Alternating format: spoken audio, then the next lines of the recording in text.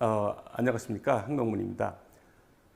제가 이제 항농문의 몰입 이야기라는 유튜브를 하는데, 그래서 이제 저는 이제 몰입의 위력을 이제 몸소 겪어서 이제 몰입을 하라고 강조하고 여러 가지 몰입하는 방법, 또 몰입해서 좋은 결과를 얻은 사례, 이걸 이제 항농문의 몰입 이야기를 소개를 하고 있어요. 그런데 정작 제가 몰입을 해서 뭘 했느냐는 제가 소개할 기회가 없었던 것 같아요. 그래서 또 그 유튜브 댓글에 어떤 분들이 그 몰입해서 당신이 뭘 했느냐 뭐 이런 얘기도 올라오고 그래서 제가 이제 몰입해서 뭘 했느냐, 이게 전공 내용이어서 일반 분들은 이해를 잘 못할 것 같아서 제가 이제 그걸 하지 않았고, 몰입 두 번째 이야기 마지막 부록에 좀 자세히 설명이 돼 있어요. 제가 작년, 그러니까 2021년 충계 금속재료학회, 대한금속재료학회에서 포스코 학술상을 받았습니다. 그러니까 포스코 학술상은 금속재료학회에서 이제 제일 큰 상이에요. 그래서 이제 그 상을 받게 되면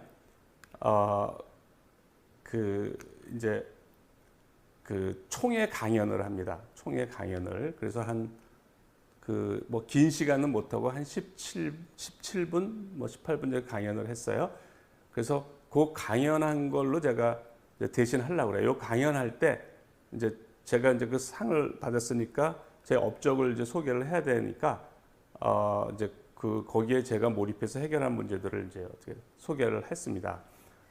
이거는 이제 어떤 의미가 있냐면은 제가 뭐 일반 대중한테 내가 뭐 연구해서 뭘 해결했다 해도 일반 대중들은 뭐 내가 무슨 얘기를 하더라도 잘 믿을 수밖에 없죠. 그런데 제가 그 학회에서 강연은 전문가들 앞에서 하기 때문에 거짓말을 못 해요. 그죠? 그러니까 그렇게 생각하시고 어쨌든 그 전문가들 앞에서 이제 강연을 한 거예요. 이때 이제 코로나여서 마스크를 쓰고 강연을 해야 돼가지고 제가 숨이 차더라고요. 그래서 중간에 캑캑캑 되는데 그게 숨이 차서 그런 겁니다. 한번 들어보시죠. 네, 안녕하십니까. 저는 총회 강연 좌장을 맡은 김상식 학술 부회장입니다. 먼저 그 포스코 학술상을 수상하신 황농문 교수님께서 이번에 총회 강연을 해주실 예정입니다. 간략하게 황농문 교수님을 좀 소개를 드리도록 하겠습니다. 황농문 교수님께서는 81년도에 서울대학교 금속공학과를 졸업하시고 83년도에 카이스트에서 재료공학과 석사, 86년도에 카이스트 재료공학과 박사학위를 취득하셨습니다. 그리고 86년부터 2003년까지 한국표준과학연구원 선임연구원 및 책임연구원을 역임하셨고요. 그 다음에 1989년 미국 국립표준기술연구소에서 1년간 비지팅 사이언티스트로 연구를 하셨고요. 1996년도에 일본 금속연구소에서 마찬가지로 비지팅 사이언티스트로 연구를 하셨습니다. 그리고 2003년부터 현재까지 서울대학교 재료공학부의 교수로 재직하고 계십니다. 연구 분야로는 재료 미세 조직, 금속의 2차 재결정 및 집합 조직, CBD 및 PBD에 의한 방막 및 나노 구조 성장 기구를 오랫동안 연구해 오셨습니다. 자, 오늘 총회 강연을 하게 되신 황농문 교수님 부탁드리겠습니다. 큰 박수로 맞이해 주시기 바랍니다.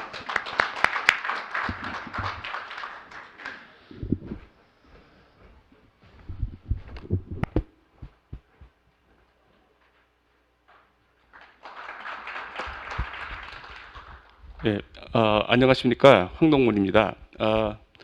우선 저에게 포스코 학술상 수상의 영예를 주신 금속재료학회 관계자 여러분들께 감사드립니다. 그리고 제가 이 기회에 제가 연구한 내용들을 또 소개할 수 있는 기회를 주셔서 감사드립니다. 저는 그 미세조직 중에서 좀 퍼즐링한, 이해하기 어려운 그런 미세조직에 대해서 도전을 했는데요. 주로 제가 좀 몰입해서 연구를 했습니다. 거기 한 네 가지를, 주요한 그 네 가지를 소개하려고 하는데요. 첫 번째는 단분산 나노 입자 형성 원리입니다. 이 결과는 서울대학교 재료 서울대학교 화공 생물학과의 현택한 교수 결과인데요. 현 교수는 다른 사람들이 이제 만들면 주로 폴리디스퍼스 나노파리클이 만들어지는데 현 교수는 그러려면 이제 응용하려면 크기를 선별해야 되는데 나노 입자의 크기를 선별하는 게 굉장히 어렵습니다. 그런데 현 교수는 크기 선별 없이 바로 단분산 나노 입자를 만드는 데 성공했습니다. 그래서 유명해져서 여기저기 이제 강연을 하는데 그런 질문이 항상 나온답니다. 왜 우리가 만들면 폴리디스퍼스 나노파리클이 되는데 네가 만들면 모노디스퍼스 나노파리클이 되느냐? 근데 현 교수도 원리를 모른답니다. 그 학생이 우연히 이제 이런 방법을 찾았는데 그 당시 이제 현 교수랑 저랑 테니스 메이트였는데 저보고 이게 단부산 나노 입자가 생성되는 원리를 밝혀줄 수 있냐? 그래서 제가 이제 이 문제에 대해서 몰입을 했습니다. 일주일간 몰입을 해서 답을 찾았는데요.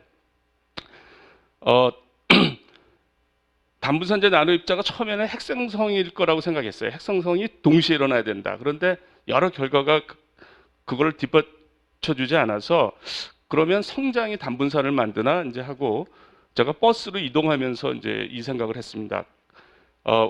입자 수가 많으면 생각하기가 어려우니까 이제 최대한 단순화시키기 위해서 크고 작은 입자 두 개가 자라는데 또 성장 속도가 달라지면 또 생각하기가 어렵습니다. 그래서 같은 속도로 이제 성장한다고 가정을 했습니다.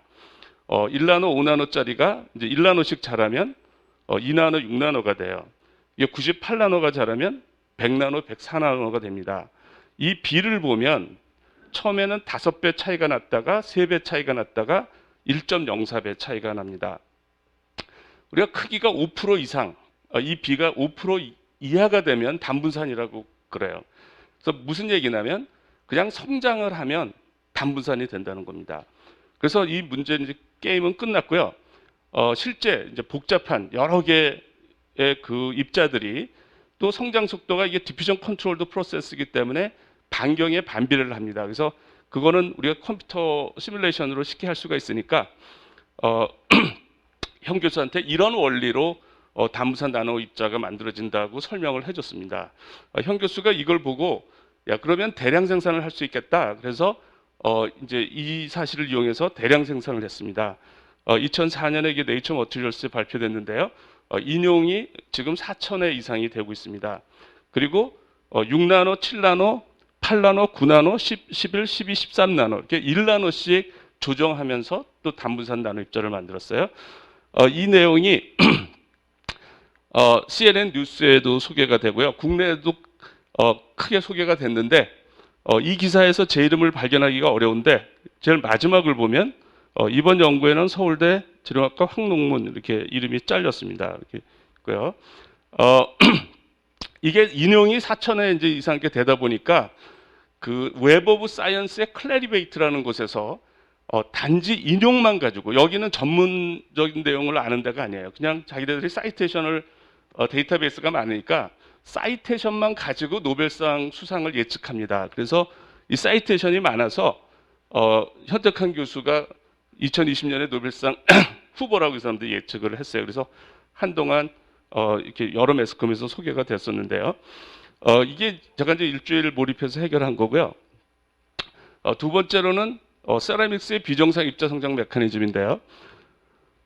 이게 정상 입자 성장을 하는 거고 이제 이렇게 어떤 입자들이 크게 이렇게 각진 입자들이 자라는 이게 이제 비정상 입자 성장인데 이 연구는 포항공대 총장을 지내신 백성기 교수님이 이제 많은 논문을 했고요. 또 역시 포항공대 총장을 역임하신 김도영 교수님이 또 이 연구를 많이 하셨습니다. 세라믹스 분야에서 미해결로 남아있는 가장 유명한 난제 중에 하나입니다. 그래서 제가 2개월 몰입을 해서 계면의 구조에 따라 원자가 달라붙는 게 다르다. 그래서 이 2디멘셔널 누클레이션으로 이렇게 자랄 때 이제 비정상 입자 성장이 일어난다라는 이론을 발표했어요.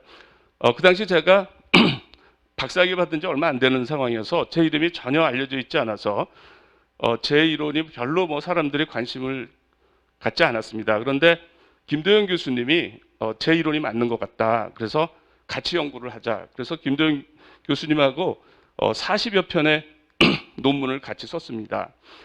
그러다 보니까 사람들이 우리 이론이 맞는 것 같다. 그래서 그것을 알아듣기 쉽게 특집 논문으로 내달라. 그래서 특집 논문으로 2006년에 발표를 했는데요. 이 당시에 김도영 교수님이 서울공대 학장을 하고 계셨습니다. 그래서 이제 이 내용이 그 신문에 발표가 됐는데요. 이 기사에서도 제 이름을 발견하기가 어려운데 여기를 보시면 재료공학 분야에서 우리나라 과학자가 특집 논문을 발표한 것은 김 학장이 처음이며 논문에는 관련 연구를 함께 수행한 서울대 황농문 이름이 또 잘렸어요. 이렇게 이제 우리가 비정상 입자 성장이 어떻게 되는지를 이해를 하니까 그거를 일부러 우리가 인위적으로 만들 수가 있어요. 그래서 이거는 그 선문대학교의 이호형 교수가 그 비정상 입자 성장 원리를 이용해서 이렇게 비정상 입자 성장을 이용해서 단결정을 키운 겁니다. 이 방법의 장점은 아주 복잡한 조성. 그렇지만 이게 PMM, PGT처럼 저걸 단결정으로 키우면은 피에조 일렉트릭 프로퍼티가 굉장히 올라갑니다. 근데 저걸 브릿지만 방법으로는 키우기가 굉장히 힘들어요.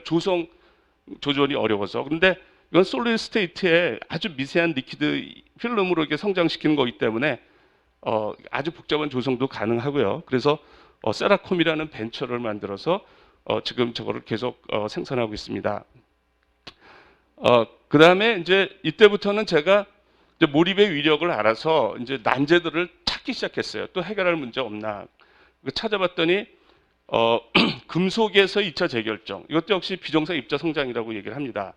근데 거의 모든 금속 시스템에서 비정상 입자 성장이 일어나는데 특히 실리콘 스틸에서의 비정상 입자 성장에 사람들이 관심이 많습니다. 왜냐하면 그걸 이용해서 변압기에 쓰이는 전기 재료를 만들기 때문입니다.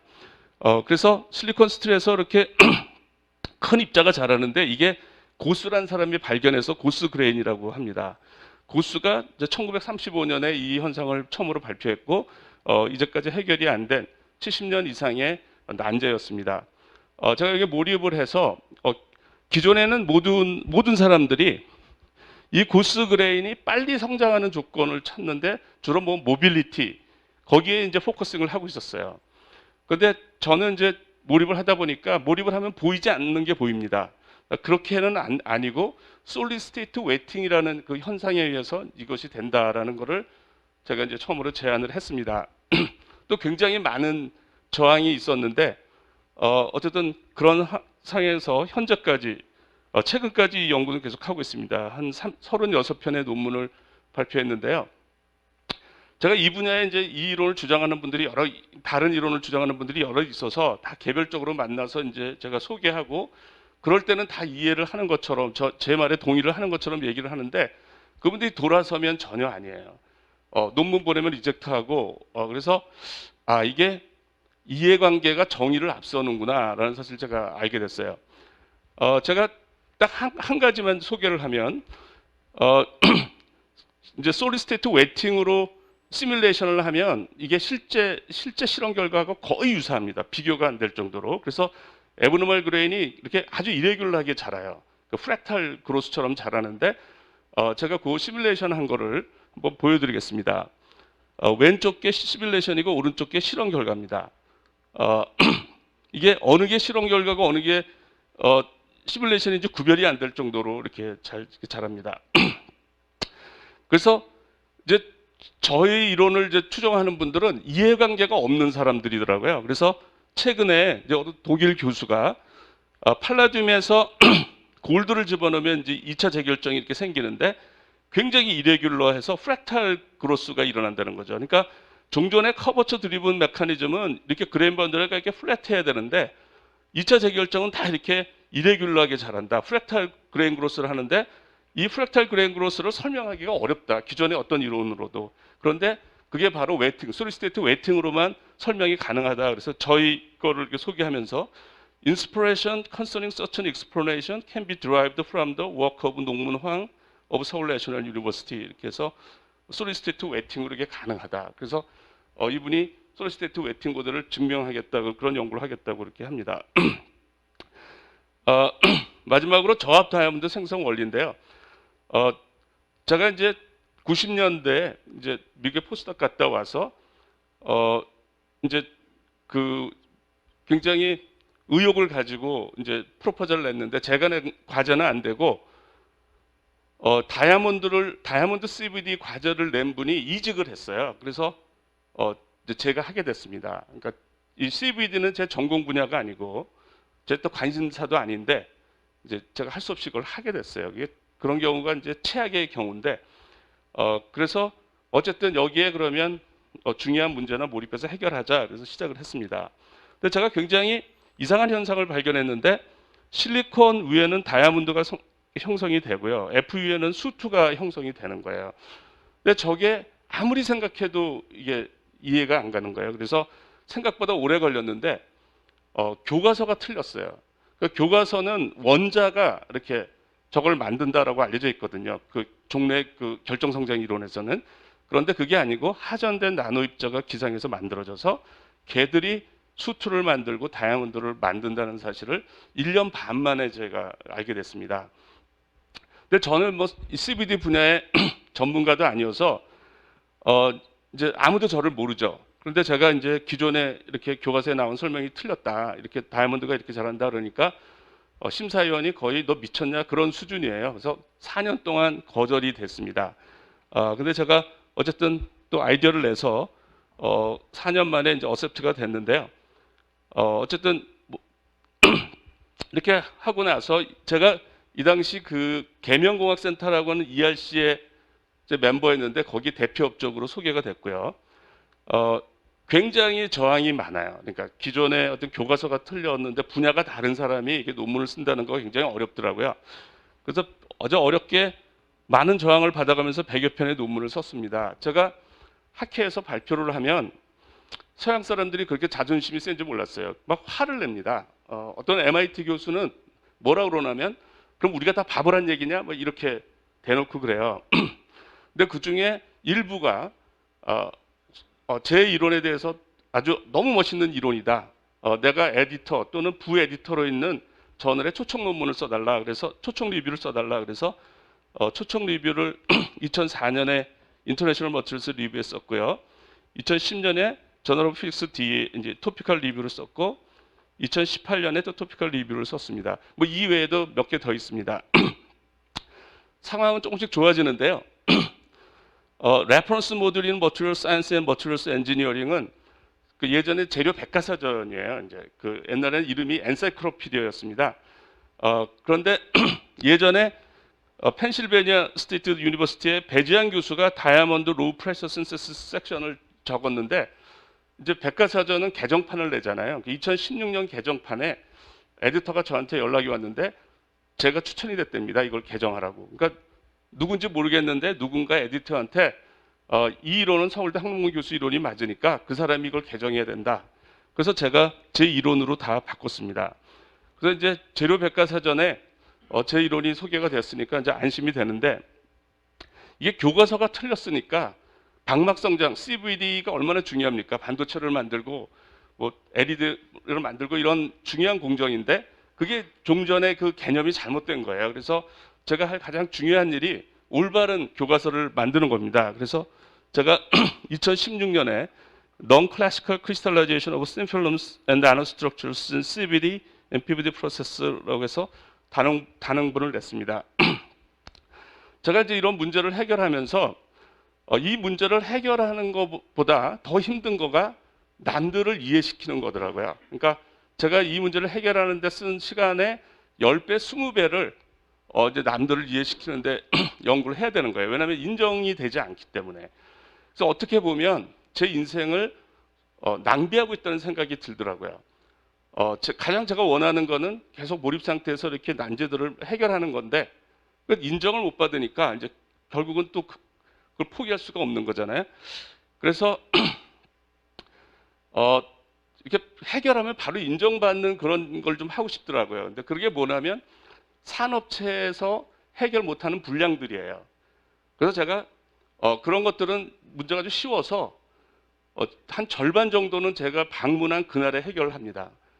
굉장히 많은 문제들을 해결했는데요. 그 중에 대표적인 거 하나만 소개하면 어느 대기업에서 이 분량 때문에 한 달에 수십억씩 손해가 보고 20년 동안 해결하는 데는 난제라고 하는 겁니다. 제가 일주일 만에 해결을 했는데 요거를 이 CEO 분이 제 몰입 두 번째 이야기의 추천사에 이제 이걸 소개했습니다. 나는 항농문 교수가 말하는 몰입적 사고의 효율성에 그 누구보다 동감한다. 왜냐하면 항농문 교수가 우리 회사의 연구진들과 현장을 실사하고 원인을 규명해 지난 20년 동안 해결 못한 고질적인 난제를 단기간에 해결하는 과정을 지켜보았기 때문이다.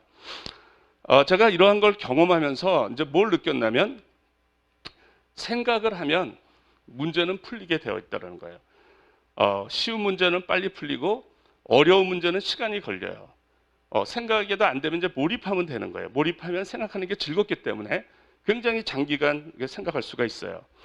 그래서 제가 교수가 되고 나서 이런 노하우를 이제 우리 학생들한테 전해줘야겠다. 그래서 학생들한테 이제 생각을 하라고 하고 실험실 문마다 이제 think라고 써 붙이게 합니다. 그런데 학생들한테 아무리 생각을 강조해도 좀처럼 생각을 하지 않습니다. 그래서 제가 또 알게 된 사실은 어린 시절부터 생각하는 훈련을 하지 않으면 생각을 한다는 것은 대단히 어렵다는 사실을 제가 알게 됐습니다. 저희가 지금 산업계가 어렵다 그러고 뭐 반도체 문제, 뭐 탄소 중립 문제 굉장히 어려운 문제들이 있는데 그것을 해결하기 위해서 이렇게 하는데 저는 그게 굉장히 지엽적인 접근이라고 생각을 해요. 지금 4차 산업혁명 시대에 우리가 휴대폰을 보면 다 찾을 수 있는데 그 지식을 암기하는 교육을 하고 있다고요. 초중고 대학교까지. 그게 무슨 경쟁력을 갖겠습니까? 그래서 제가 느낀 거는 우리 교육이 지금 엄청나게 빵꾸가 나 있다. 다른 거는 굉장히 열심히 해서 잘 가고 있는데 뭐 교수님들도 열심히 연구하고 산업 연구들도 열심히 하고 있는데 우리가 초중고 또 일부 대학의 그 교육이 주입식 교육이고 단순히 암기하는 그런 교육인 거예요. 그래서 이 교육을 바꾸지 않는 한 우리가 절대로 선진국에 진입할 수 없다.